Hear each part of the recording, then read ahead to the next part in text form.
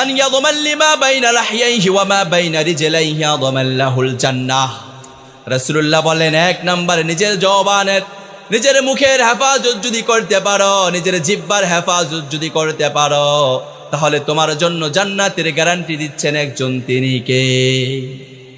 আপনি অহেতুক কথাবার্তা বলেন নাই, গীবত করেন নাই, পরনিন্দা করেন নাই, মুখের হেফাজত করেছেন, আপনার জন্য জান্নাতের ওয়াদা।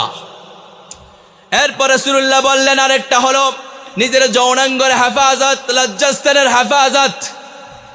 নিজের যৌনাঙ্গের হেফাজত যে নারী করতে জানে, যে পুরুষ করতে জানে, যে করতে পারবে, তাকে জান্নাতের ওয়াদা দিয়েছেন একজন, তিনি কে?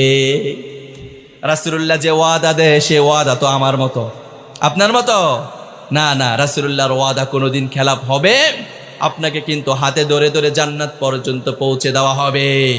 এজন্য চকরিয়াবাসী আমার মা এবং বোনেরা, আমার বাবারা, ভাইয়েরা, দুইটা জিনিসের হেফাজত করেন, জান্নাত পেয়ে যাবেন। এক নাম্বার মুখের হেফাজত করবেন, দুই নাম্বার লজ্জাস্থানের হেফাজত দরকার আছে না নাই? দুইটার হেফাজত করেন, জান্নাতের গ্যারান্টি নিয়ে যান। আল্লাহ আমাদেরকে বুঝদান করেন।